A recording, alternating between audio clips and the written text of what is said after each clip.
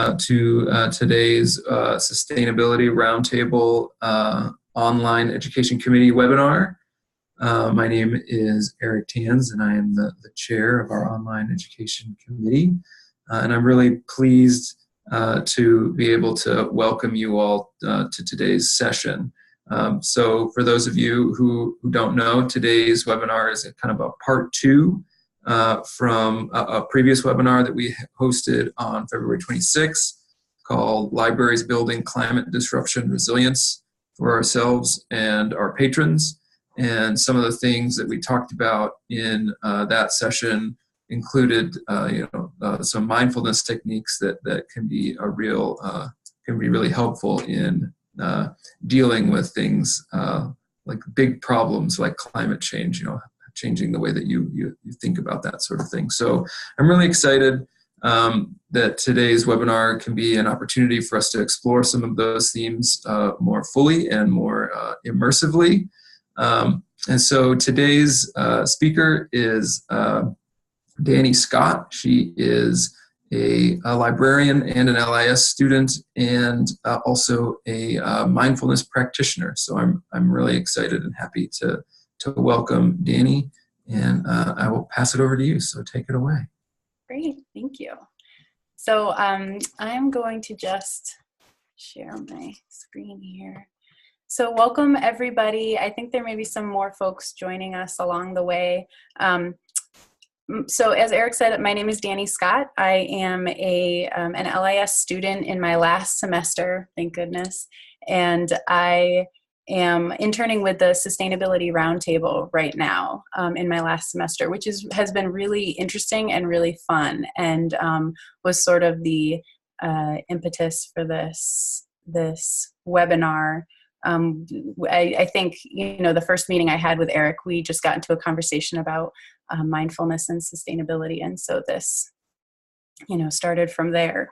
So today, mostly what I would like to do is to actually practice, because that's something that we had really great discussion last week, and we had a really great presentation by Madeline. And I think I was hoping the follow-up would be more practice. So we'll have I'll just do a little bit of presentation just to remind us about some of Bob Doppelt's work.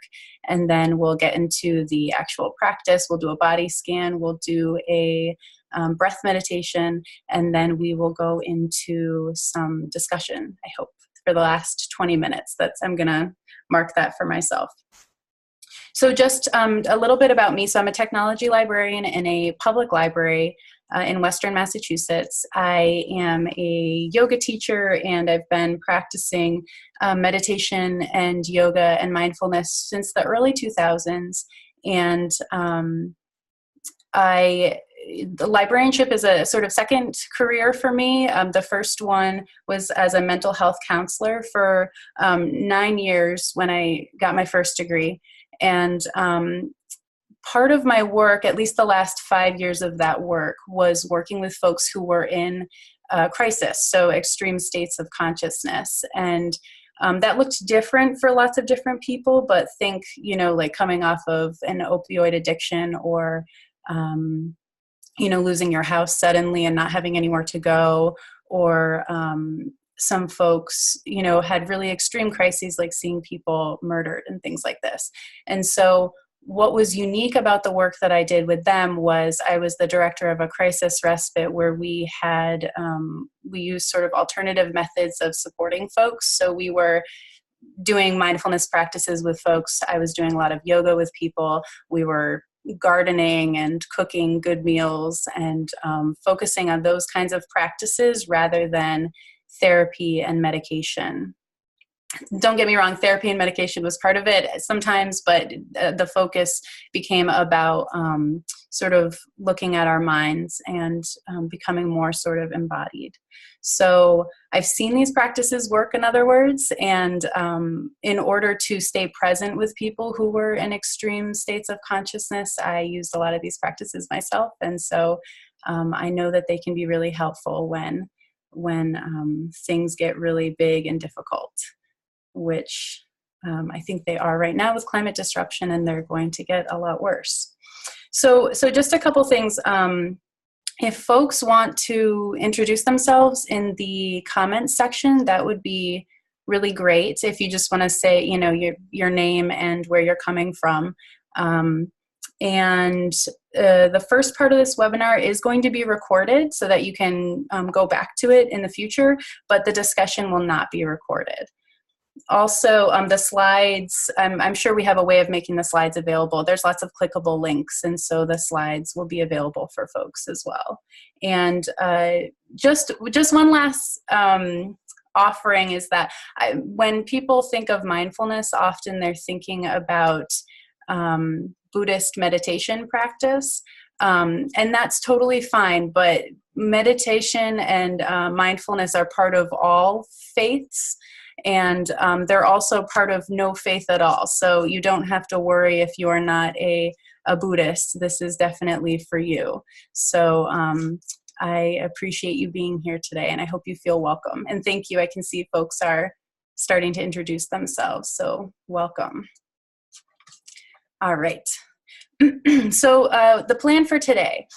I want to talk a little bit about what mindfulness has to do with sustainability and climate change. It's not a completely obvious connection, and so I think it's worth talking a little bit about. I'll introduce a little bit of Bob Doppelt's work.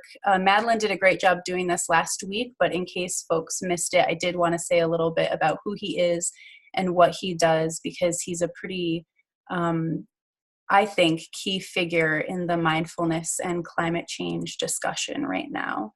And then we'll do our practices, and then we'll have, like I said, the last 20 minutes will be dedicated to discussion.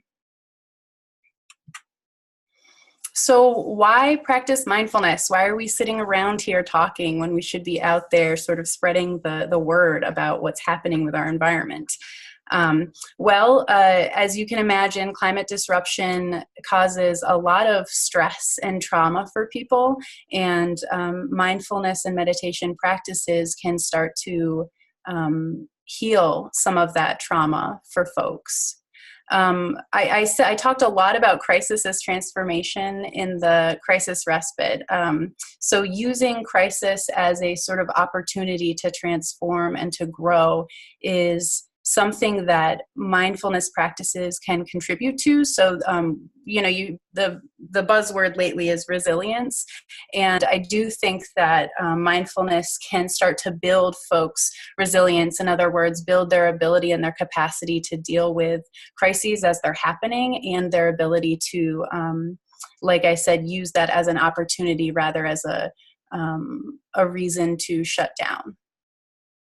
Effective action. So when you are in a state of crisis, your prefrontal cortex is going offline, and your ability to make really good decisions is also going offline. And so as the you-know-what hits the fan even further with climate disruption, I think we'll see a lot of this sort of crisis behavior. So folks not really knowing what to do or taking actions that further the crisis. So these are all clickable links, by the way. So when I share the slides, you can go in and you can look at some of these studies. I tend to be someone who likes evidence to back up the things that I'm saying. So if you're someone like me, then you should go ahead and explore those a little bit further. So last, I think it's really important to look at maybe everything through the lens of critical theory. So these forms of systemic oppression that are issues right now and that have been issues for a long time. Racism. Oh, I'm hearing just a little feedback right now. So racism, sexism, homophobia, transphobia, all of these issues that we have in our society right now are going to sort of be magnified through the lens of climate change and climate disruption.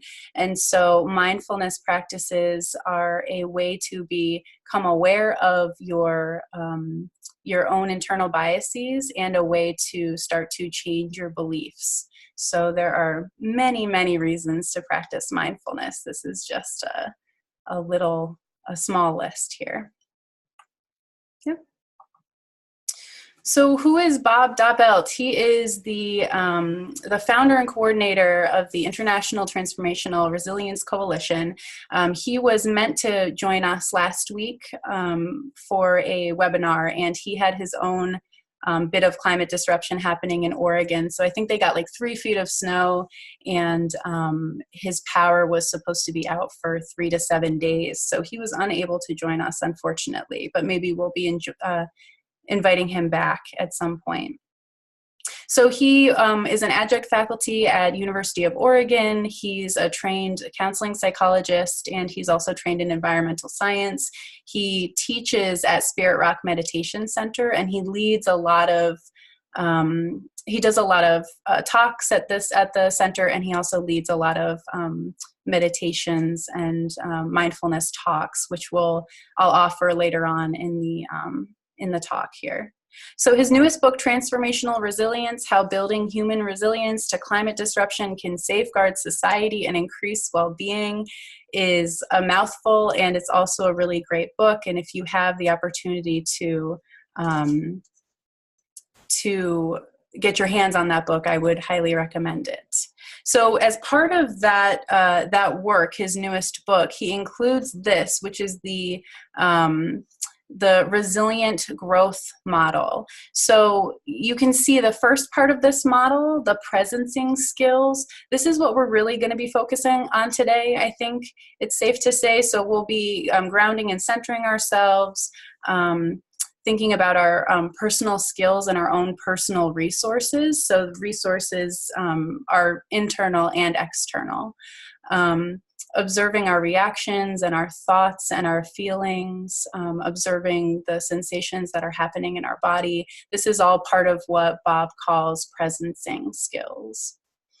And the second part of his model encompasses purposing skills. So this is, the sort of this is what can come out of presence. So if you are grounded and you are present in this moment, and you are sort of aware of what's happening inside of yourself, then you can take these purposeful and effective actions. So insight and meaning often sort of arises when you're practicing mindfulness. You can start to think about the values that you want to live by when it comes to dealing with adversity. I think that's really important. And this last one I really love, harvesting hope. A state of hopelessness is easy to sort of sink into when you're thinking about climate disruption and dealing with the effects of climate change. And my wish for myself and for everybody is that we can hold on to some hope, because that makes those effective actions possible. So we can make good decisions for ourselves and for society as a whole and for our environment. So that is sort of a snapshot of Bob's work. And again, I'm hoping that he's going to be joining us at some point in the future, and he can talk a little bit more about that.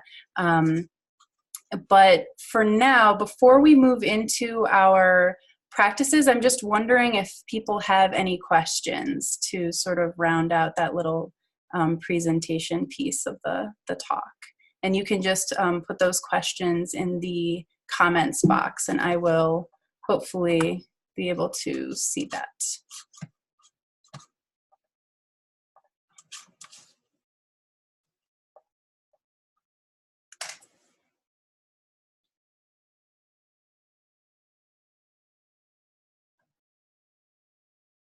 Just leaving a couple seconds of silence here for folks.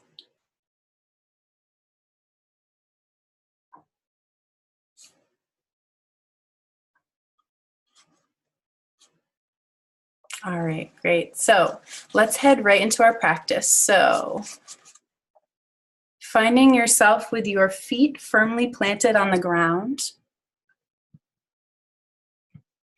I would encourage you to maybe, if you have your camera on right now, even though probably no one's going to be looking at you, including myself, it might be worth just stopping your video feed so that you're not thinking about your camera right now. So With your feet firmly planted on the ground, you can go ahead and close your eyes if that feels comfortable for you. If closing your eyes doesn't feel accessible right now, just find a soft gaze, maybe 4 to 6 feet in front of you on the floor. I would suggest not looking at your computer screen, but if you feel the need to look at your computer screen, I will go ahead and put a nice picture of mossy green forest in front of you. So this first part of the exercise will be a body scan. So with your eyes closed or with a soft gaze, just start to bring your attention into your feet.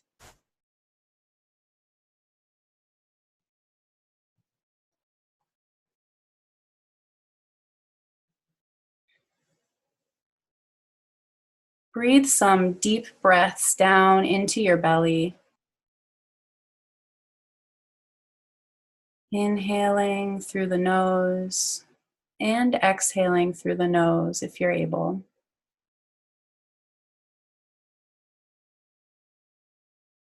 And one more time, inhaling through the nose and exhaling. See if you can make your exhalation just a little bit longer than your inhalation.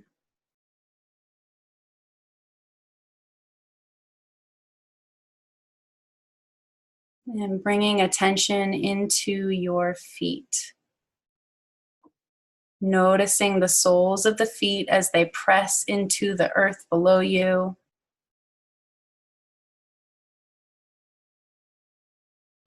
Try to notice any sensations that are happening there, any sensations of pressure or touch or tingling.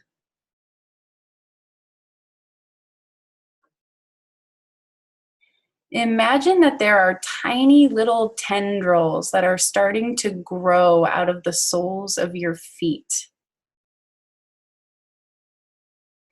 They're starting to reach down into the floor, down through the foundation, reaching until they reach the soil.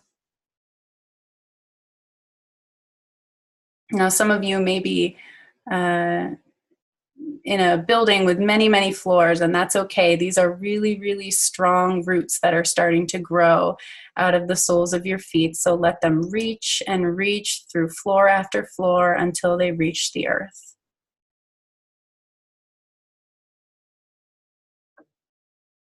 And taking another deep breath into your belly. Now that we're grounded in the earth's presence, go ahead and move your attention into your ankles, your shins, your calves.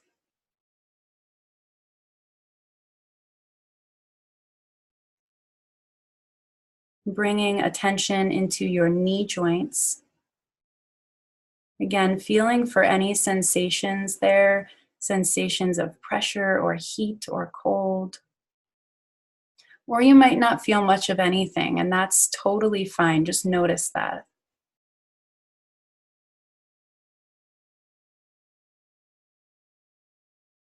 Slowly moving your awareness into the big muscles of your legs, so the quadriceps, the hamstrings. Try to find ease in these muscles.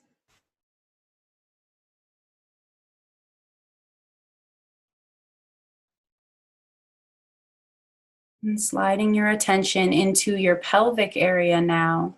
Notice the sits bones that are pressing into the seat underneath you. Try to imagine your pelvis is a bowl that's got some water in it, and you really don't want to spill this water. See if you can find sort of evenness throughout the pelvis.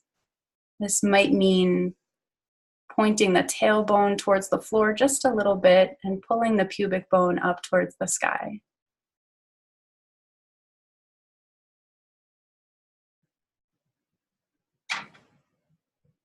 And as you're ready, move your attention into your low belly and your low back, noticing your breath as it reaches all the way down into that belly.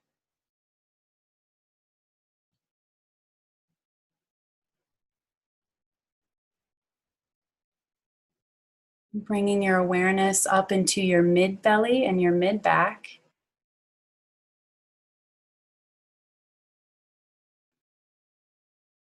Bring your attention into the diaphragm, this umbrella-shaped muscle that pulls air in and releases air out of the lungs.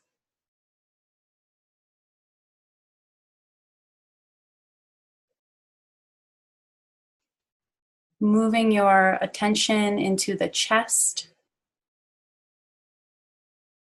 becoming aware of the upper back, especially the space between the shoulder blades, otherwise known as the back of your heart.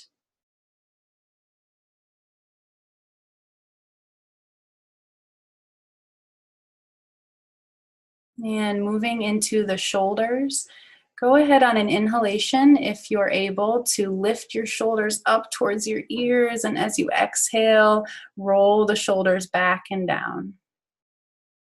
And again, on your inhalation, inhale the shoulders up towards the ears, exhale back and down. And a third and final time, inhale up, exhale back and down.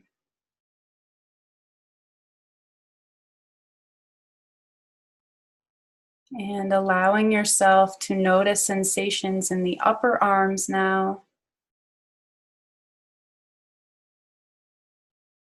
Noticing what's happening in the elbows and the forearms. And bringing attention into the wrists, the hands, and the fingers.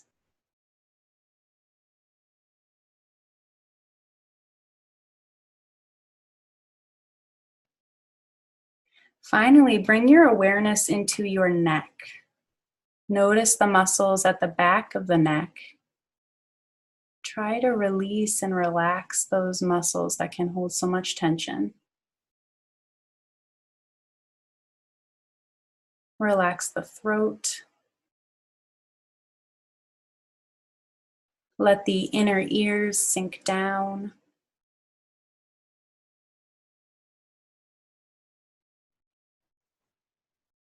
And move your awareness into your jaw area. Go ahead and open and close your mouth a couple times. Maybe move your jaw side to side.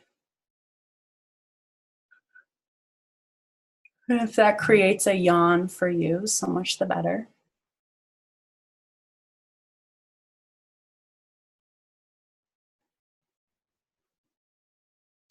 And moving your attention into your cheeks, your nose, your sinuses. Relaxing and releasing your eyes, your temples. Let the eyes sink back away from the eyelids. And let the corners of your eyes move towards your temples.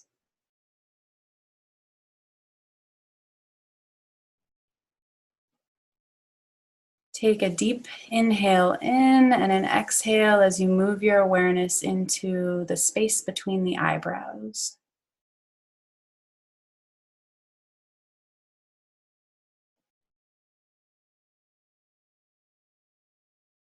Relax the forehead. Relax the scalp.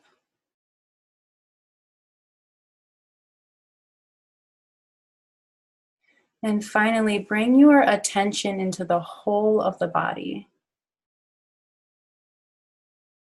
Noticing your body from top of the head all the way down to the soles of your feet.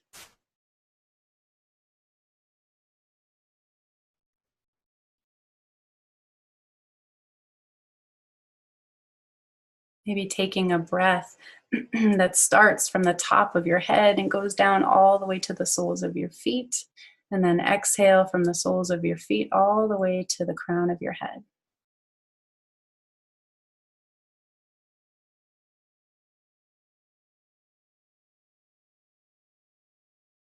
Take 2 more really deep breaths into your belly, exhaling longer than your inhalation. And one more time, inhaling into the belly and exhaling. Go ahead and start to notice the sounds in the room, bringing your attention more outward.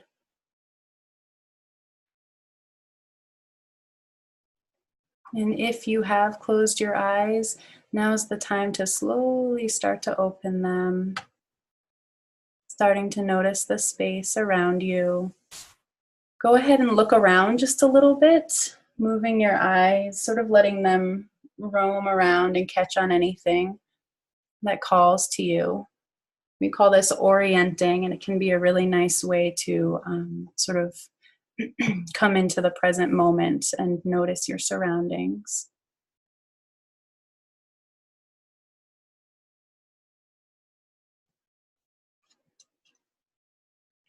All right, so if anyone wants to say a couple words about how that practice was for them, that would be much appreciated.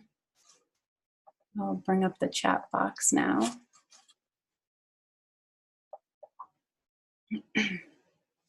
Just 1 to 5 words about how you are feeling right now, what's going on inside your body, what you noticed during that practice.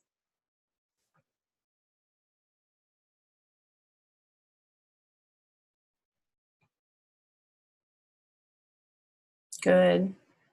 Yeah, Uta's saying that she feels much more relaxed, refreshed. Madeline, relaxed, yeah. Yeah, I noticed that my thoughts too were sort of scattered or spinning a little bit, and I'm starting to notice that there's some quiet now. Yeah, Eric said he noticed some tension that he didn't know he was carrying. Yeah.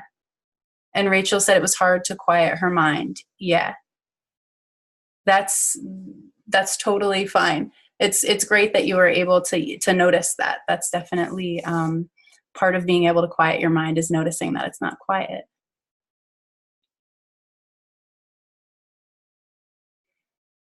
Yeah, Madeline's saying that she finds her pinky toes when she's in a public meeting space, shorthand for a body scan. I love that. Yeah, I often will notice my feet when I'm, sometimes if I'm in like a, having a difficult conversation with someone too, I'll just try to notice the soles of my feet, and that can help me stay present for how I'm feeling and for how they're feeling.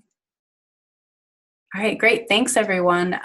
Let's move into, yes, we should move into our next exercise. So this is going to be a breath meditation. So there's lots of different ways that you can anchor the mind when you're practicing mindfulness or meditation. And people talk a lot about the body. People talk about the breath.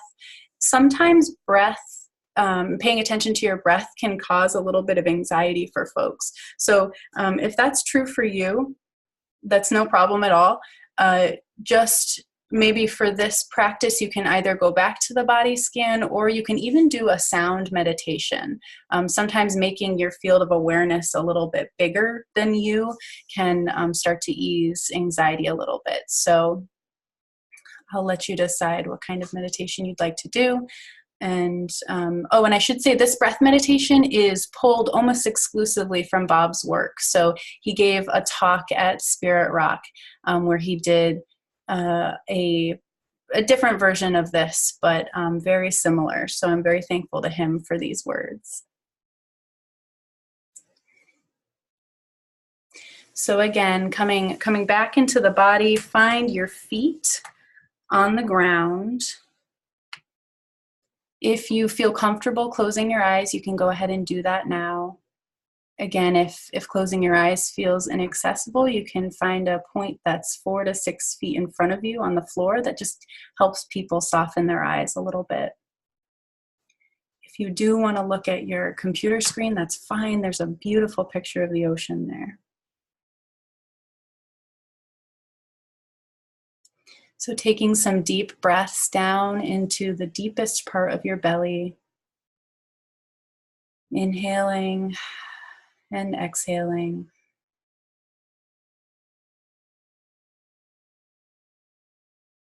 Notice the base of your skull for just a moment, bringing your attention there. And then notice the base of your spine. So the base of your spine is your sacrum. It's a triangular shaped bone that is actually part of the pelvis. So see if you can move the base of your spine and the base of your skull away from each other, lengthening your spine just a bit. Bringing attention to these 2 points can actually be a really nice meditation in and of themselves. It accesses the craniosacral system and sort of brings ease into the body, or at least it can. So here we are with our feet planted on the ground, breathing deeply into the belly. Start to notice your breath as it moves in and out.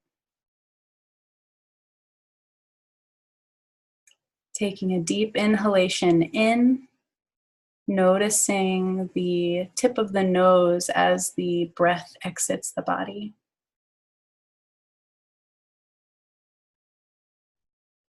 Becoming aware that we are inhaling oxygen and exhaling CO2 into the atmosphere with every breath that we take. This is really the most basic connection we have with the earth around us. So noticing that we are part of this system. We are completely linked to the earth at all times. And as you become aware of this process, start to bring awareness to what oxygen is actually doing for you inside of your body. It's really the primary source that metabolizes substances that you take in and turns them into energy. Oxygen is constantly moving toxins through the bloodstream. It's really the key to life. Bob Doppelt encourages us to test that by not taking a breath for 4 to 5 minutes. Just kidding, you don't have to try that. But you can see we are linked just inextricably to this earth. So noticing this inhalation, allowing this exhalation. Start to bring curiosity to where this oxygen is coming from. Do you know where this oxygen was produced? We often don't think about it, but about 75% of this oxygen that we're breathing is created through photosynthesis from single-cell algae in marine environments, so the oceans. The other 25% is coming from the same processes in vegetation all around us.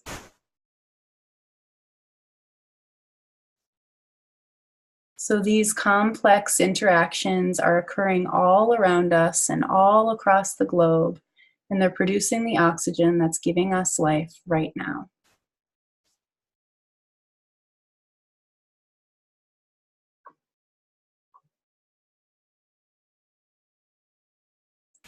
Try to just become aware of this system that you are a constant participant in. Seeing the oxygen coming in, noticing the carbon dioxide moving out of your body. Can you imagine the connection between your experience of breathing and the processes happening in the vegetation all around you?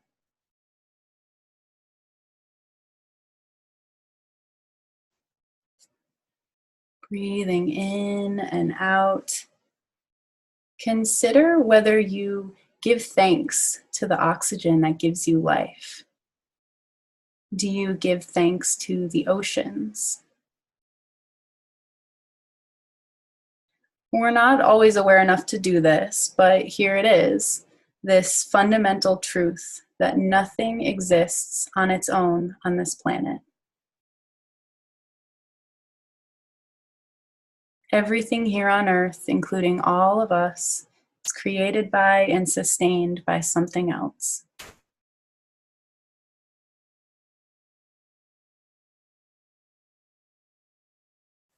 Dr. Martin Luther King Jr. said, "We are tied together in the single garment of destiny, caught in an inescapable network of mutuality. And whatever affects one directly affects all indirectly. For some strange reason, I can never be what I ought to be until you are what you ought to be. And you can never be what you ought to be until I am what I ought to be." Of course, he was speaking these words in relation to the civil rights movement. But think about this. We cannot be what we ought to be if plants, animals, our oceans, our trees are not what they ought to be.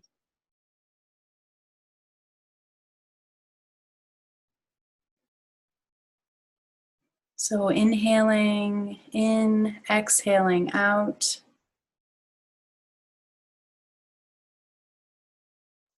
Start to see the world fresh in your mind's eye. Instead of seeing yourself as a separate entity, see the processes and the subsequent oxygen coming into your body and exiting your body. See yourself as you really are, a medium in which oxygen flows into, CO2 flows out of, and you inextricably linked to the planet in this way.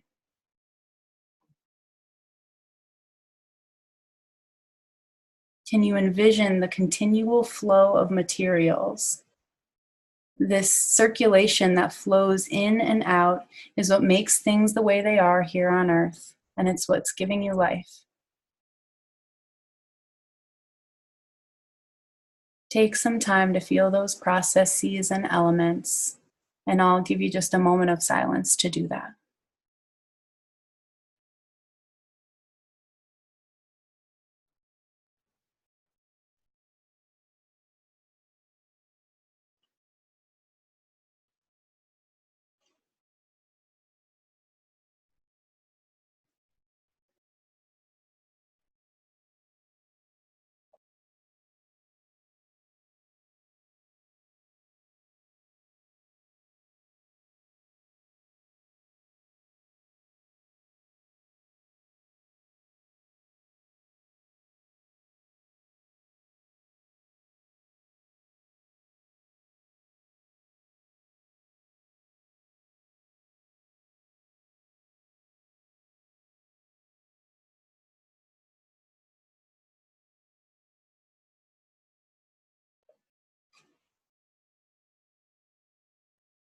And inhaling again one more time deeply into the very bottoms of your lungs.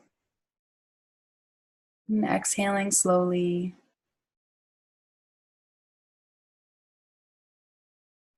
Start to listen to the sounds that are happening around you, bringing yourself back into the room. If you closed your eyes, go ahead and slowly open them, letting the light come in. And again, take some time just to look around a little bit, orienting yourself to your space.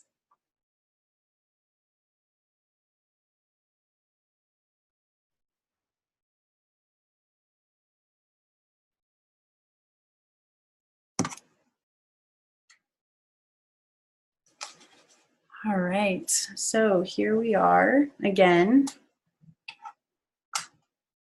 We have about 20 minutes for conversation. Oh, good. I was hoping that we would have that much time. So again, if people would be willing to say something about what that experience was like for them, that would be helpful to hear.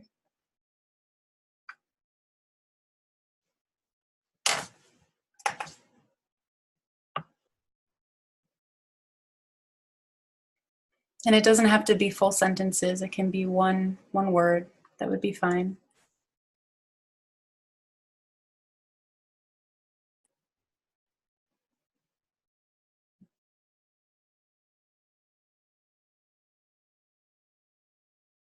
Nice, Madeline. Madeline feels tingly and connected to the web of life.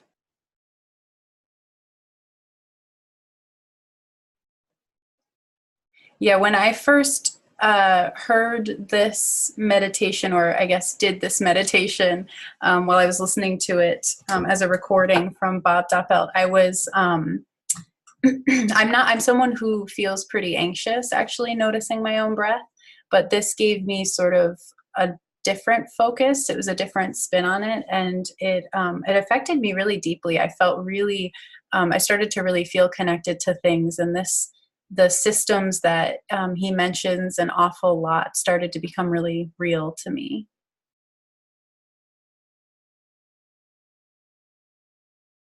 Eric says he's thankful for everything.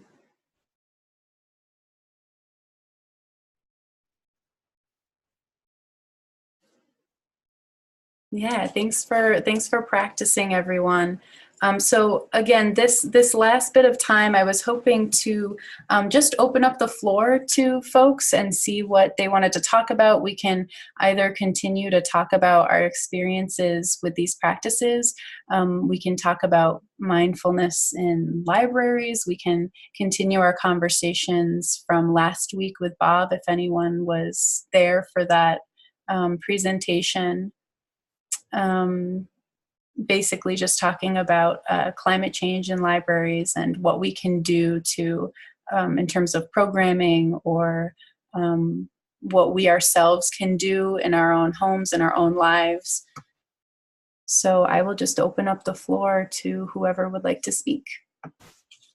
And you can either do that in the, yes, thanks, Rachel. Yeah, you can stop recording now. Thank you.